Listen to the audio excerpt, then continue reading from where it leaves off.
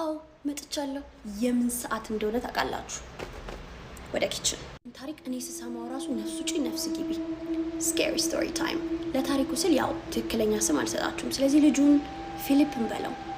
ፊሊፕ ታዲያ ከዝኑን ያገኝና ከዝኑ ወደ ቤት ሄደን እንደር ይለዋል። ከዝኑ በአባቱ ሳይድ በኩል ነው እና የአባቱ እናት ሞታለች። እናትየው ከመሞቷ በፊት ብዙ ነገር ስለሷ ይወራ ነበረ። ስለ መተት ድግምት አይነት ነገር ውስጥ ኢንቮልቭ እንደምታደርግ በጣም ይወራ ነበርና እዛ ቤት መሄድ ይፈራሉ።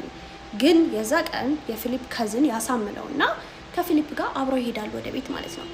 ከዝኑ አንድ ብቻ አይደለም 3 ናቸው። በቃ ሲጫወቱ ማምሸት ነው።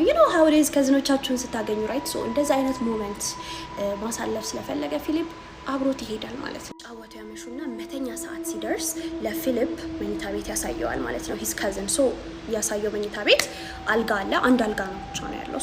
እዛ እንዲያድር ይነግረዋል። ግን ካዝኑ ከመሄዱ በፊት ፊሊፕን ምን ይለዋል? ማንኛውም አይነት ድምጽ ቢጠራህ መልስ እንዳትሰጥ ይለዋል ማለት ነው። ፊሊፕ ታዲያ በዚህ ጊዜ ኦኬ የሌሊት ቀልድ እየቀለድክ ነው ኦር ደግሞ ልታስፈራራኝ ፈልገህ ነው ብሎ ኢግኖር ያደርገዋል።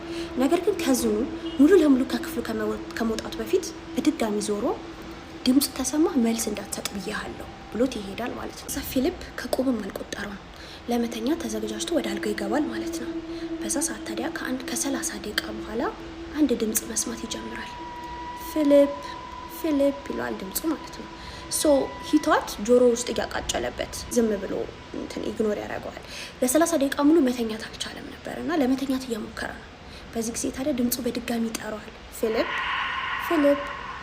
ፊሊፕ ታዲያ የሆነ ሰዓት ላይ ትክክለኛ ነገር እየጠራው እንደሆነ የገባው ፊሊፕ የሚለው ድምጽ የእናቱ ድምጽ እንደሆነ ሲገባው ነው። እናቱ አርፋለች፣ በህይወት የለችም። ለምንድን ነው የእሷን ድምጽ የመሰለ ነገር ፊሊፕ እያለ የሚጠራ? በጣም ነው ግራ ይገባው። ከዛ በኋላ ግን ድምጹ ለተወሰነ ደቂቃ ይጠፋል። ከዛ በኋላ በድጋሚ መጥራት ይጀምራል፣ ፊሊፕ። በዚህ ጊዜ ታዲያ ድምጹ ፊሊፕ ብቻ አይደለም ሲለው የነበረው ይቅር ብያለሁ ፊሊፕ፣ ይቅርታ አድርጌልሃለሁ ልጄ የሚል ድምጽ በተከታታይ መስማት ጀመረ። ፊሊፕ ታዲያ ዘሎ ከክፍሉ ይወጣል። ከዝኑ ወዳለበት ክፍል ሊሄድ ይልና የሆነ ነገር ይመልሰዋል። ከዝኑ ይህንን አጋጣሚ ካገኘ ህይወቱን ሙሉ ነው የሚቀልድበት። ፊሊፕ ደግሞ እንዲቀልድበት አልፈለገም። ስለዚህ ወደ ክፍሉ መሄዱን ይተውና ወደ ራሱ ክፍል ተመልሶ አልጋ ውስጥ ገብቶ ጥቅልል ብሎ ይተኛል ማለት ነው። ጥቅልል ብሎ ቢተኛም ያንን ድምጽ ግን ሊያስቆመው አልቻለም።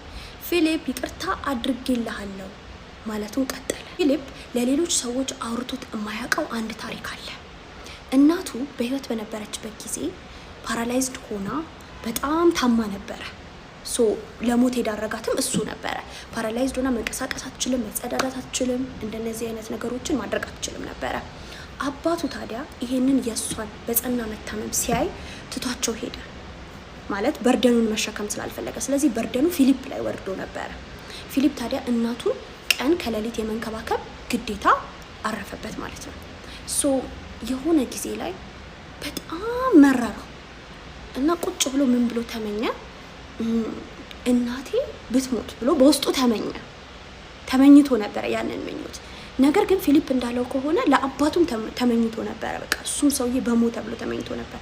ግን ለእናቱ የተመኘው ምኞት እውነት እናቱን እንድትርቅለት ወር ደግሞ በርደኑ ከሱ ላይ እንዲወርድለት ሳይሆን እናቱ ከስቃይዋ እረፍት እንድታገኝ ብሎ ያንን እንደተመኘ ገልጾ ነበር። በዚህ ጊዜ ታዲያ ያ ድምጽ ተከታትሎ ይቅር ብያለሁ ሲለው ወዲያውኑ ባይምሮ ያ ጊዜ መጣበት። ስቶሪውን ከመቀጠሌ በፊት እንግሊሽ ላንጉዌጅ ክላስ 12ኛ ዙር ምዝገባ ተጀምሯል ጋይስ።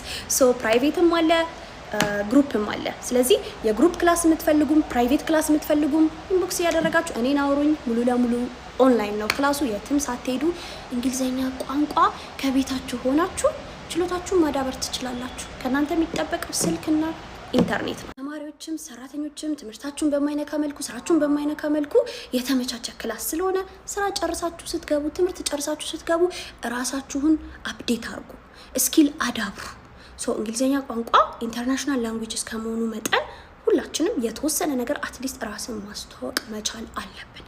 ከየትም ሀገር ሆናችሁ ኢንቦክስ አድርጉልኝ፣ ትማራላችሁ፣ ስህተቶቻችሁን ታርማላችሁ፣ ትሻሻላላችሁ። እንደተለመደው ቴሌግራም ላይ @ያቢያና ብላችሁ ቴክስት አድርጉልኝ። ዙሩ በጣም ቶሎ ነው የሚሞላው። ስለዚህ 12ኛ ዙር ምዝገባ እንዳያመልጣችሁ ቶሎ ተመዝገቡ። ኦኬ። ከዛ ፊሊፕ የሆነ ሰዓት ላይ ውስጡ ደፈር እያለ መምጣት ይጀምራል። ቀጥታ ምን ያደርጋል? ምናልባት ድምፁ ከአልጋ ስር ይሆናል። ሲጀመርም የሚሰማው ድምፅ አልጋው አካባቢ ነው። ድምፁ ከአልጋ ስር ነው የሚመጣው፣ ከየት ነው የሚመጣው ብሎ ለማጣራት ወደ አልጋ ስር እጁን ይሰዳል። በዚህ ጊዜ ታዲያ የሆነ ያላወቀው ኢንቲቲ እጁን ግጥም አድርጎ ይይዘዋል ማለት። ፊሊፕ እጁን ለማስለቀቅ በጣም ታገለ። ነገር ግን የያዘው ኢንቲቲ ከሱ በላይ በጣም ጠንካራ ነበር። ታዲያ እጁን እንደዛ ግጥም አድርጎ እንደያዘው ማላገጥ ጀመረ።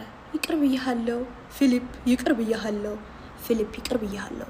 ድምፁ የእናቱን ድምፅ መያዝ ትቶ ወደ ሌላ አይነት ድምፅ፣ ወደ ጎርነን ያለ ድምፅ እየተቀየረ መምጣት ጀመረ። እንደገና ሳቅም ታከለበት። ያ ኢንቲቲ ፊሊፕ ላይ ማላገጥና መሳቅ ቀጠለ። ፊሊፕ ታዲያ ያ መንፈስ እናቱ እንዳልሆነች ወዲያውኑ አወቀ።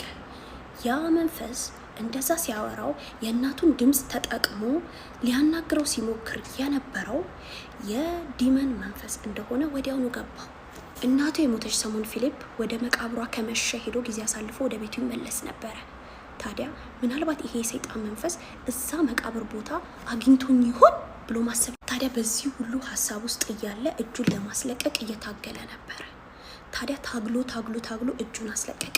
ነገር ግን ያ ድምፅ በፍጹም ሊያቆም አልቻለም። ይቅር ብያለሁ እያለ ማልገጡን እና ጎርናናው ድምፅ ማሰማቱን ቀጠለ። ታዲያ በዚህ ጊዜ ከአልጋው ዘሎ ለመውረድ ሲሞክር ፀሐይ ኦሬዲ እየወጣች ነበር። ጠዋትም ሆኖ ነበረ። በዚህ ጊዜ ታዲያ ኪችን ውስጥም ድምፅ ሰምቷል። ወደ ኪችን ሮጦ ሲሄድ የከዝኑ እናት ኦሬዲ ተነስታ ነበረ ከእንቅልፏ። ያየውን ነገር ሊነግራት ሲሞክር ታጣጥልበታለች። ዝም ብሎ እኮ ነው ይሄ፣ በሀሳቡ ውስጥ ያለ ኢማጂኔሽን ነው ትሏለች ማለት ነው። ሃሉሲኔት እያደረክ ነበር እያለች ነው። ከዝኑም የነገረውን ነገር ነገራት።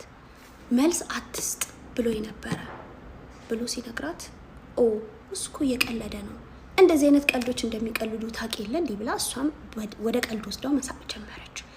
ምን አለችው? ከዛ ከዝኖች እኮ እዛ ክፍል ነበር የሚያድሩት፣ ከዛ በኋላ ግን ከሆነ ጊዜ በኋላ እዛ ክፍል ማደር አንፈልግም ብለው ክፍል ቀይረዋል አለችው። ከዚህ በላይ ምን ማረጋገጫ አለ ሊላት ፈልጎ ነበር። እነሱም ይሄንን የሆነ ነገር አይተው ነው እዛ ክፍል አናድርም ያሉት። በውስጡ ነው ይሄንን ነገር ያለው። ነገር ግን ኦሬዲ ወደ ቤቱ ሊሄድ እየተሰናዳ ስለሆነ ምንም አልጨነቀውም።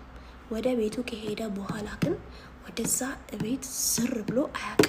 ፋሚሊ ስኬሪ ስቶሪ ታይሞችን የምትወዱ ከሆነ ኮፒ ሊንክ፣ ሼር፣ ሪፖስት አድርጉት ይሄን ቪዲዮ። በኔክስት ስኬሪ ስቶሪ ታይም እስክንገናኝ